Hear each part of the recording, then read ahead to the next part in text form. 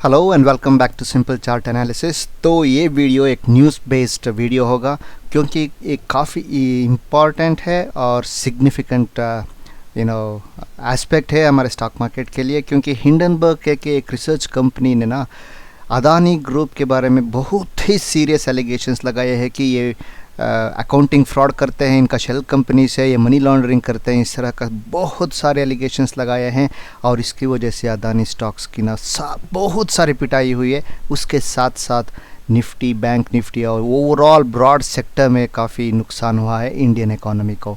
तो इसलिए ये काफ़ी इम्पोर्टेंट होता है हमें इस चीज़ के बारे में पूरी तरह से जानकारी लेना और उसके हिसाब से हमारा ट्रेड प्लान जो है उसका उसके हिसाब से हम प्लान करना, ये सब इम्पोर्टेंट है। तो इसलिए ये वीडियो है और इसमें हम बहुत ही डिटेल में जानेंगे कि ये हिंडनबर्ग क्या है, उनका क्या मकसद है और अदानी स्टॉक्स का कैसा हाल हुआ है, इसका इम्पैक्ट इंडियन मार्केट पे क्या होगा और आगे क्या होने वाला है, ये सब हम इस वीडियो में जानेंगे। तो जुड़े रहिए।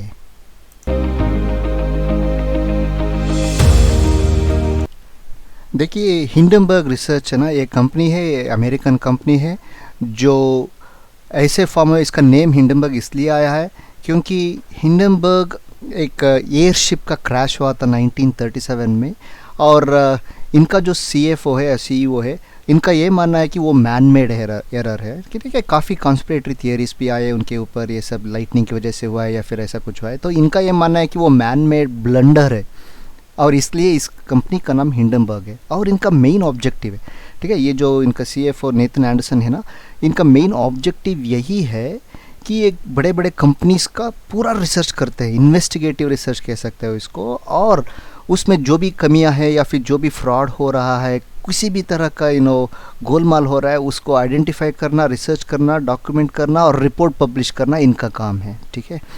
तो ओवरऑल ये मानते हैं कि जो कंपनीज जो ऐसे फ्रॉड करते हैं ना, ये मैन मेड ब्लंडर्स है और इसको दिखाना है पूरी दुनिया को, उनको बदनाम करना है और ऐसे फ्रॉड करने वाले कंपनीज को, इनका ये मेन मकसद है।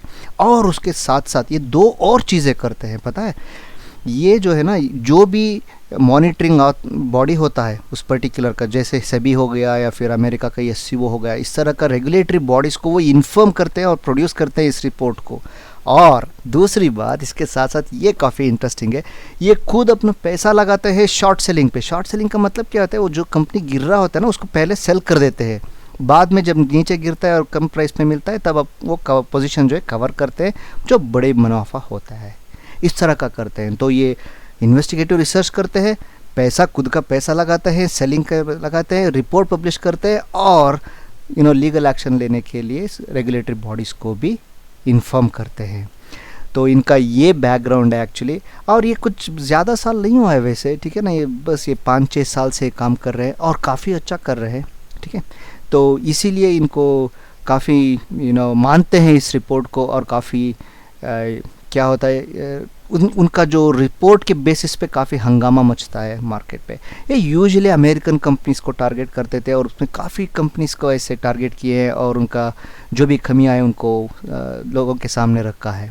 जैसे आप देख रहे हो इधर Welltower, Wells Fargo, Establishment Labs, Ebix, Musk Holding, Singularity Future Technology, ये बहुत सारे हैं और इनका जो क्रेडिबिलिटी है ना वो देखना बहुत ज़रूरी है। जो भी रिसर्च रिपोर्ट आते हैं वो अलग है, लेकिन जो उनका क्रेडिबिलिटी काफ़ी इंपॉर्टेंट होता है ऐसे मामले में, ठीक है। तो अगर आप इनका ट्रैक रिकॉर्ड देखें ना, जो उनके खुद की कंपनी पे लिखा हुआ है, और ये सच भी है, जो 2020 में ऐसा मतलब एक कंपनी पे इन्होंने ऐसा किया जो भी वो जनरल मोटर्स पे किया था, और 2020 में काफ़ी मतलब ये आप देख रहे हो इधर ये विंस इक्विटी है, काफ़ी चाइनीज़ कंपनीज़ पे ऐसे किए हैं, जीनियस ब्रांड्स है या फिर चाइना मेटल रिसोर्स यूटिलाइजेशन है या फिर नैस्डैक में जो वर्क्स है वो है। और इनका जो है ना काफ़ी सारा ऐसा है कि वो लीगली फेल हो गए, जो कंपनीज इन्होंने टारगेट किए ना वो लीगली सब्सटेंशिएट नहीं कर पाए उनके एक्शंस को। इसका मतलब है कि काफ़ी जो है सेटल हुआ है फाइन देकर या फिर जो फ्रॉड का एलिगेशंस लगा के वो चार्ज भी किए हैं फ्रॉड का, इन सब का। आप देख रहे हो इधर जो ट्रायल पे गया है और लूज़ किया है और चार्ज विथ SEC फ्रॉड के हिसाब से। मतलब इनका जो रिसर्च है बहुत लंबा रिसर्च होता है, इन डेप्थ रिसर्च होता है और इतना इजीली इग्नोर नहीं कर सकते। और कुछ लोगों का कहना है कि ये शायद पॉलिटिकली मोटिवेटेड है, ये कोइंसिडेंस भी हो सकता है ये सब, ठीक है ना, लेकिन इनका मेन मकसद यही है। लेकिन अब तक जो है ये अमेरिका कंपनीज को टारगेट करते थे, ये फर्स्ट टाइम है जो इंडिया की कंपनी को इन्होंने टारगेट किया है, इसलिए ये काफ़ी हंगामा हो रहा है पूरे मार्केट में और अदानी स्टॉक्स को ना बहुत पिटाई हुई है। उसके साथ साथ ओवरऑल निफ्टी, बैंक निफ्टी सभी को नुकसान हुआ है।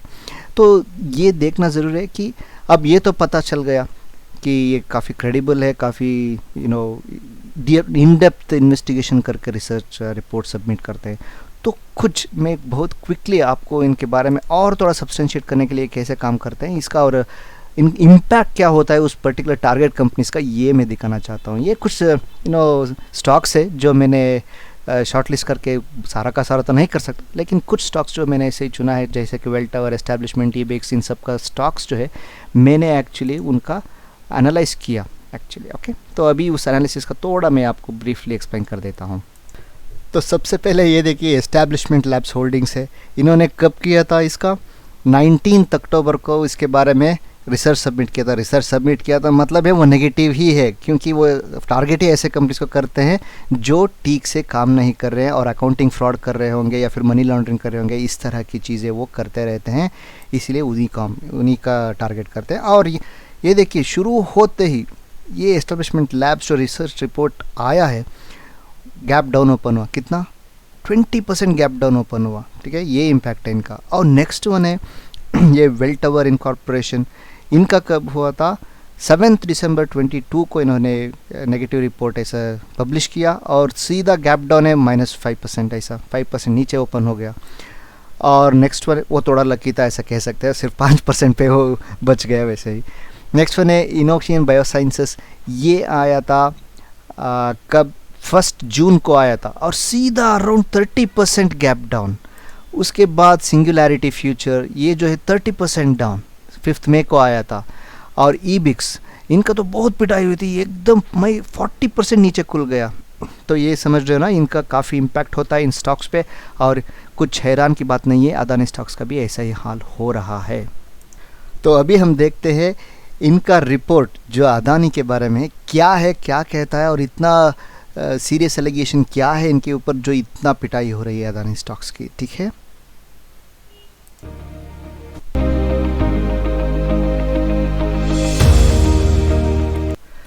तो ये जो हिंडनबर्ग रिसर्च कंपनी है ये बता रहे हैं कि largest con in corporate history, वो भी किसके ऊपर, एशिया के सबसे बड़े अमीर आदमी के ऊपर इतना बड़ा एलिगेशन है, सीरियस एलिगेशन है जो ग्रुप ऑफ कंपनीज होल्ड करते हैं ये, और ये कह रहे हैं कि ये largest con in corporate history, ठीक है। और ये 3rd रिचेस्ट है इन द वर्ल्ड, आपको पता है, लेकिन अब वो नीचे आ गए हैं ये, क्योंकि काफ़ी ज़्यादा पिटाई हुई है इनके और नेटवर्क भी कम हुआ है, मार्केट कैप भी कम हुआ है, और इसकी वजह से उनका भी शायद 6th या 7th प्लेस पे आ गए हैं बिलो बिल गेट्स, लेकिन वो अलग बात है। चलिए अब इनका रिपोर्ट क्या कहते हैं इसके बारे में बताते हैं। देखिए ये जो है ना, ये 2 साल की हिस्ट्री में से ना इनका जो पास्ट है अदानी ग्रुप्स का, इनके बारे में, इनके जो ब्रदर्स है, सिस्टर्स है, इनके बारे में कुछ बताते हैं। और इनका ये कहना है कि, और ये सच भी है कि इनके ब्रदर जो है उनका सीरियस एलिगेशन था उनके ऊपर 2003, 2004, 2007 ऐसे काफ़ी अलग ईयर्स में ना इन ब्रदर्स के ऊपर काफ़ी सीरियस एलिगेशंस थे, और उनके पास चार्जशीट भी फाइल हुआ था, और वो एक्चुअली अदानी ग्रुप का मैनेजिंग डायरेक्टर बन गए या फिर ऑस्ट्रेलिया यूनिट का एक मेजर मैनेजमेंट में है। इन सब का एलिगेशन है इस पर्टिकुलर रिपोर्ट में, जो काफ़ी बड़ा है, लेकिन कुछ इम्पॉर्टेंट चीज़ें जो है वो मैं बताता हूँ। और ये भी बताते हैं कि कितनी जल्दी कितना पैसा इतने 3 साल में इतना बना लिए है ये सब, ठीक है। उसके बाद ये भी कहते हैं कि मॉरिशस में इनका बहुत सारा शेल कंपनीज है, जो विनोद अंबानी इनके भाई है, उनके ऊपर काफ़ी ज़्यादा केसेस भी थे पहले, और वो मैनेज कर रहे हैं इसका। तो इनका ये कहना है कि शेल कंपनीज ये सब विनोद अदानी ने और उसके क्लोज एसोसिएट्स ने मैनेज कर रहे हैं, कैरिबियन एयरलाइंस में, मॉरिशस में, सिंगापुर में, काफ़ी जगह पे। और इनका ये भी कहना है कि ये जो है ना, ये मनी लॉन्ड्रिंग भी करते हैं, ठीक है, ये सारे ना बहुत सारे सीरियस एलिगेशंस है। ये सिर्फ अदानी ग्रुप पे इम्पैक्ट नहीं होता है, overall Indian market, Indian economy, जो पर्सपेक्टिव है लोगों का इंडियन इकोनॉमी के ऊपर, उनके ऊपर बहुत बुरा असर पड़ता है ऐसे, क्योंकि ये बहुत ही बड़ा कंपनी है हमारे देश का, और इसीलिए हमारा इंडेक्स भी ना इतना काफ़ी नेगेटिव चल रहा है आजकल।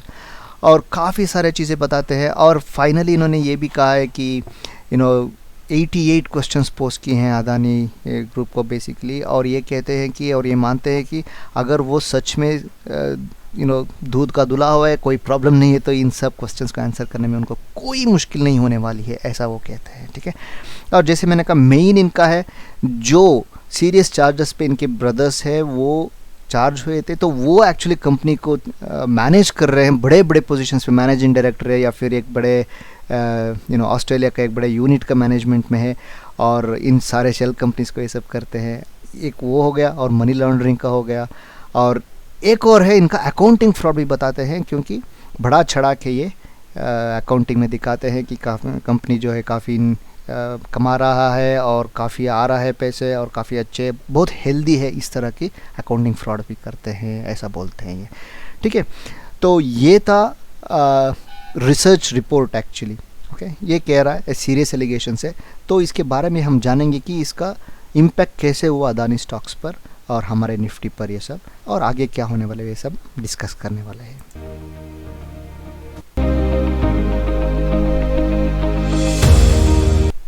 तो यहाँ आप देख सकते हो मैंने अदानी का सारा जो लिस्टेड कंपनीज है वो इधर ऐड कर दिए हैं, उसके साथ साथ एसीसी और अंबुजा भी ऐड किए हैं, क्योंकि वो भी अदानी ग्रुप ने ले लिया है, एक्वायर कर लिया है अभी रिसेंटली। तो आप देख रहे हो ये 2 दिन में ना एक पॉइंट पर ना ये 28% गिर गया था अदानी पोर्ट्स, और इसके बाद 2 दिन में आप देख रहे हो इसका हालत क्या हुआ है, करीब 20% अगेन अदानी एंटरप्राइजेस, जो बहुत बड़ा कंपनी है। और अदानी ग्रीन, इसका तो बहुत पिटाई हुई है, ये तो देखिए अब 20 कुछ भी ना 20% से कम नहीं है, अब बस ऐसा ही गिर रहा है। और अदानी ट्रांसमिशन सभी का ये 2 दिन में ऐसा हाल है, ये सिर्फ 2 दिन में। ठीक है, तो कंपनी ने एक स्टेटमेंट भी दे दिए कि ये बेसलेस एलिगेशन है, ये मोटिवेटेड एलिगेशन है, ये पॉलिटिकली मोटिवेटेड है, इसका टाइमिंग देख के मेरा एफपीओ रिलीज़ हो रहा है इसके हिसाब। लेकिन ओवरऑल जो ना पर्सनली मैं ये मानता हूँ कि इस कंपनी का शायद जैसे मैंने कहा कोइंसिडेंस हो सकता है, या फिर हो भी सकता है पॉलिटिकली मोटिवेटेड, लेकिन आप फैक्ट्स को तो बदल नहीं सकते ना। जैसे कि वो एलिगेशंस किए, उसका पॉइंट बाय पॉइंट अगर आप आंसर करोगे तो इन्वेस्टर कॉन्फिडेंस जो है काफ़ी बढ़ता है। ठीक है, ये इम्पॉर्टेंट है। तो जैसे हम और कंपनीज़ में देखे, जैसे यूएस की कंपनीज़ में जैसे हाल हुआ था 20% 40% ऐसे नीचे गिर रहा था, वैसे ही हाल हमारे अदानी ग्रुप ऑफ कंपनीज पे भी हुआ है। तो ऑब्वियसली क्यों ऐसा हुआ है, क्योंकि उनका क्रेडिबिलिटी के हिसाब से ऐसा हुआ है, और वो शॉर्ट पोजीशन ले लिए। इसका मतलब ये नहीं कि वो मार्केट मेकर तो है नहीं, इतना पैसा तो है नहीं उनके पास जो पूरा मार्केट को ऐसे करे, लेकिन उनकी रिसर्च रिपोर्ट की वजह से मार्केट गिर रहा है। और वो शॉर्ट पोजीशन है ना, ये पब्लिश करने के बाद नहीं लेते हैं, पहले ही ले चुके होते हैं, उसके बाद रिसर्च है वो रिसर्च रिपोर्ट को पब्लिश करते हैं। तो ऑब्वियसली, और वो इन्होंने एक बहुत ही अच्छा चैलेंज दिया है। वो बताया कि अगर आप इतना श्योर हो कि आपके कंपनी बहुत ही रूल ऑफ लॉ को बहुत मानता है और उसके हिसाब से चल रहा है, तो आप लॉसूट फाइल कीजिए यूएस कोर्ट में, आप कीजिए। और उनका एक प्रोसीजर है, लीगल डिस्कवरी डॉक्यूमेंट्स ऐसा कुछ है, तो वो यूज़ करके हम आपके सारे डॉक्यूमेंट्स जो अभी तक नहीं मिले ना, कुछ चीज़ें, वो सब भी हम आपसे मांगेंगे, वो सब आपको देना होगा, क्योंकि अगर आप फाइल करेंगे तो केस, तो ये देख लेंगे, ऐसा बोल रहे हैं। और वैसे भी ना उनको पैसे आ गए हैं वैसे, ये सिर्फ इस कंपनी पे नहीं, वो जब भी आपने देखा ना, जो भी कंपनी का रिसर्च रिपोर्ट वो पब्लिश करते हैं और पोजीशन लेते हैं, वो खुद कहते हैं कि हम पोजीशन लेते हैं, लिए हैं। ये आप देख रहे हो इधर, ये देखिए आप, after extensive research we have taken a short position in Adani group of companies. कौन से कंपनीज में ये सब तो पता नहीं है, लेकिन उन्होंने पोजीशन लिए हैं।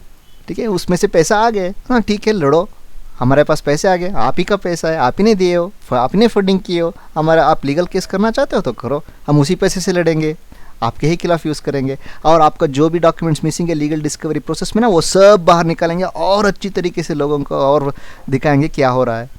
तो ये ऐसा चीज़ नहीं है कि आप बहुत ही पक्का होना चाहिए अगर इस तरह की चीज़ें आप फॉलो अप एक्शन करना चाहते हो अदानी ग्रुप को ना। लेकिन अगर आप बिल्कुल में सही है ना, ये करना भी चाहिए, ये मैं कहता हूँ। लेकिन साथ साथ में ना मुश्किल भी है, रिस्क भी है ऑब्वियसली, क्योंकि काफ़ी कंपनीज जो है ऐसे गए हैं, ट्रायल पे लूज़ किए हैं, क्योंकि काफ़ी चीज़ें बाहर आती है। और अब सच में सब कुछ ट्रांसपेरेंट के साथ करते हो तो भी आप इस तरह की लीगल एक्शन ले सकते हो, नहीं तो मुश्किल होता है। तो देखना पड़ेगा, ये डेवलपिंग स्टोरी है, तो देखना पड़ेगा कि अदानी ग्रुप ने क्या फ़ैसला किया, उनका लीगल टीम क्या बोल रहे हैं, ये सब देखना पड़ेगा। फ़िलहाल तो काफ़ी ज़्यादा पिटाई हुई है। तो आप पूछ रहे होंगे कि ये सब तो ठीक है, अदानी, इसका तो निफ्टी 50 में ज़्यादा कंपनीज है भी नहीं, सिर्फ अदानी पोर्ट्स होगा या फिर जो भी है, लेकिन एक दो कंपनी की वजह से इतना क्यों गिर रहा है, इंडेक्स क्यों गिर रहा है, लेकिन ये समझ में नहीं आ रही। चलिए अब ये जो रिपोर्ट है इसका इम्पैक्ट हमारे इंडेक्स में कैसा पड़ रहा है ये हम देखेंगे अब अगले सेक्शन में।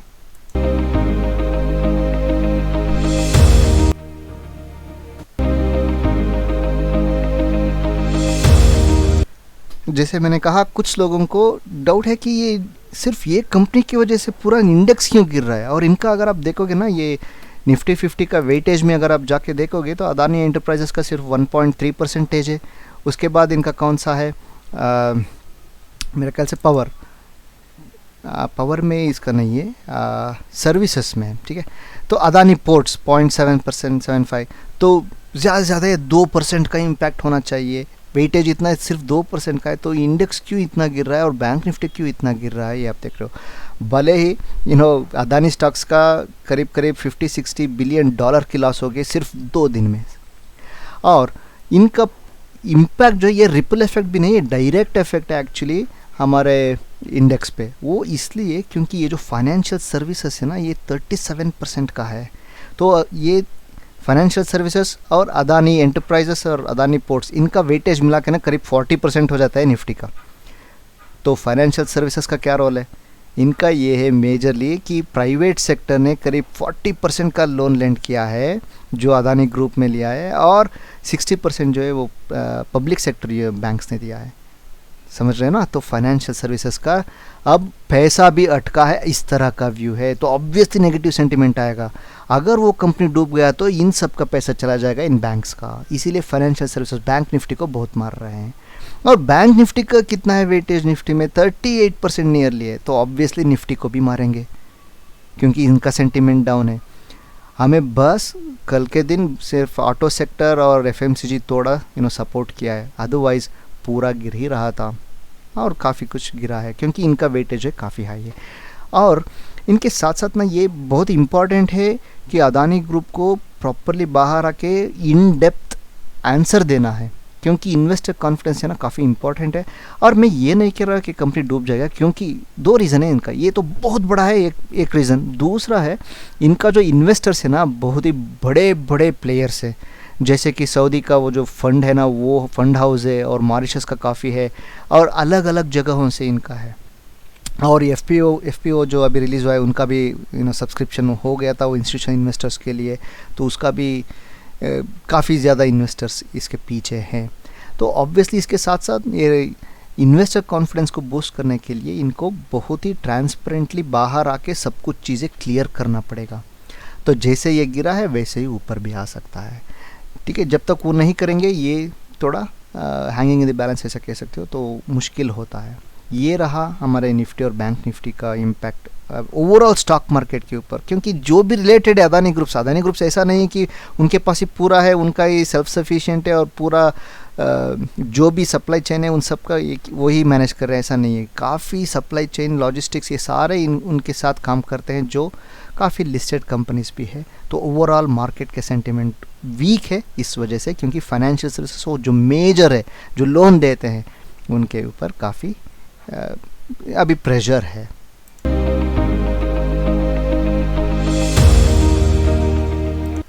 तो आगे क्या, देखिए ये बहुत ही इम्पोर्टेंट है। जैसे अपोजिशन लीडर्स जो बता रहे हैं वो काफ़ी मेरिट है उनके, जो कह रहे हैं कि इसका पूरा इन्वेस्टिगेशन चलना चाहिए, बहुत इन डेप्थ प्रोब होना चाहिए इस पर्टिकुलर एलिगेशन में। वो रिसर्च रिपोर्ट के बेसिस पर इसका पूरा जांच होनी चाहिए।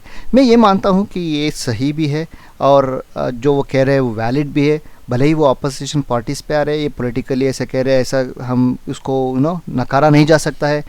अगर इस तरह की एलिगेशंस आती है और पूरे मार्केट को इम्पैक्ट करती है तो मुझे लगता है कि एक बहुत ही इन डेप्थ प्रोब होना चाहिए इस पर्टिकुलर एलिगेशंस के ऊपर। और वैसे आप देख ही रहे हो, सेबी ने ऑलरेडी इनिशिएट कर दिया। वो एक्चुअली 1 साल से कर रहे थे, उनका जो इन्वेस्टिगेशन है वो चल रहा था, लेकिन अब जो है काफ़ी तेज़ी से चलने वाला है और बहुत स्क्रूटिनी होने वाला है इस पर्टिकुलर कंपनी का। तो ये बहुत इम्पॉर्टेंट है 2 तरीके से, क्योंकि एक अपॉर्चुनिटी मिलेगा अदानी ग्रुप को कि क्लीन चिट लेके बाहर आने का, अगर वो सही है, या फिर एक पूरा ओवरऑल सिस्टम को एक तरह का कॉन्फिडेंस बूस्ट करने के लिए ये सब बहुत नेसेसरी है। नहीं तो इतने सारे स्टेक्स रहते हैं फॉरेन इंस्टीट्यूशंस का, डोमेस्टिक इंस्टीट्यूशंस का, रिटेलर्स का, तो ये इसका ध्यान रखना बहुत ज़रूरी होता है और ओवरऑल मार्केट हेल्थ के लिए ये इम्पॉर्टेंट है, मैं ये मानता हूँ। तो इन्वेस्टिगेशन तो होनी चाहिए, तो बेबुनियाद तो ऐसा हो नहीं सकता। तो इन डिटेल अगर प्रोब करेंगे तो काफ़ी चीज़ें बाहर आ सकती है और अदानी ग्रुप को भी एक मौका मिल सकता है अपने जो भी कहना है वो लोगों के सामने रख सकते हैं। और नेक्स्ट जो है, अभी ऐसा है ना कि इस कंपनीज़ को क्या करें। अगर आप बाई किए हो तो क्या करना है, अगर बाई नहीं किए हो क्या ये अच्छा अपॉर्चुनिटी बाई करने का। देखिए ये थोड़ा रिस्की हमेशा होता है, ये कब तक नीचे आएगा पता नहीं चलता है, क्योंकि ये फर्स्ट टाइम है इंडिया में और लोगों को इतना आदत नहीं है इस तरह की चीज़ें देखकर, तो पता नहीं कैसे टिल्ट हो सा है। लेकिन मैं यही कहता हूँ कि जब गिर रहा है ना तो वेट कीजिए आप। अगर आप अभी जाके बाइक करोगे, हो सकता है ये कैचिंग द फॉलिंग नाइफ जो कहते हैं ना, उस तरह का सिचुएशन बन जाए। जो नीचे गिर रहा है छक्को को आप पकड़ने की ट्राई करो, ऐसा थोड़ा सेटल होने दीजिए, कोई बात नहीं। इससे 25% ऊपर जाके भी आप बाइक है ना तो सिचुएशन जो है काफ़ी बेहतर रहेगा। तो प्राइस के ऊपर इतना ध्यान मत दीजिए, सिचुएशन के ऊपर ध्यान दीजिए। जब ये थोड़ा स्टेबलाइज होता है, कैसे कैसे डेवलप होता है, उसके ऊपर आप देखिए। अगर आप बाइक किए हो ऑलरेडी और अगर प्रॉफिट में है तो बेहतर यही होगा कि आप क्लोज कर लो, क्योंकि काफ़ी लोग वही करते हैं जो बहुत अच्छे प्रॉफिट में रहते हैं ना, ऐसे नेगेटिव न्यूज़ आते ही वो क्लोज कर देते हैं पोजीशन, क्योंकि कुछ ना कुछ प्रॉफिट आ रहा है कह के अगर री एंटर करना है तो बाद में री एंटर करते हैं ऐसा। अगर कुछ लोग इसमें काफ़ी लोग वही पर फंसते हैं जो रिटेलर्स है, जो रख भी नहीं सकते, बेच भी नहीं सकते, क्योंकि वो लॉस में चल रहे होते हैं। तो ये आपके रिस्क के ऊपर डिपेंडेंट है, आपको होल्ड करना है कि नहीं करना है। अगर करना है तो ये काफ़ी टाइम भी ले सकता है, इसके लिए आपको रेडी रहना चाहिए।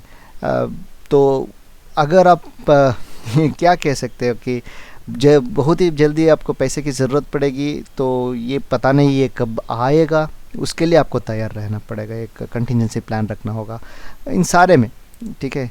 और मेरे ख्याल से अभी इसके ऊपर जितना आना था वो आ रहा है। इम्पैक्ट जो निफ्टी बैंक निफ्टी पे हो रहा है वो हो रहा है, और इनका एक्सपोजर कितना है और डिटेल में आएगा कि पब्लिक सेक्टर का और प्राइवेट सेक्टर बैंक्स का कितना एक्सपोजर है, ये सब इन डिटेल आएगा। जैसे कुछ इन गवर्न कह के एक है जो बॉडी है, वो कह रहे हैं कि ज़्यादा इम्पैक्ट नहीं होने वाला है। तो ये सब डेवलपिंग होता रहता है और इस वीकेंड पे ना काफ़ी इम्पोर्टेंट है कि अदानी ग्रुप आकर कुछ बहुत ही इन डेप्थ स्टेटमेंट दे और अपना नाम जो है क्लियर करने की ट्राई करे। तब तक आप इसको वेट करना ही बेहतर रहेगा। और देखते हैं, अभी तो वोलेटाइल काफ़ी होने वाला है, एफएम का बजट भी आने वाला है फर्स्ट को, तो ध्यान से ट्रेड कीजिए। एंड वीकली एनालिसिस जो होता है वो मैं वीडियो अब बाद में अपलोड कर भी दूंगा। Okay guys, I hope you enjoyed this video. अगर पसंद आए तो लाइक कीजिए, शेयर कीजिए एंड सब्सक्राइब भी कीजिए अभी तक नहीं किए तो मिलते हैं हम अगले वीडियो में। Thank you.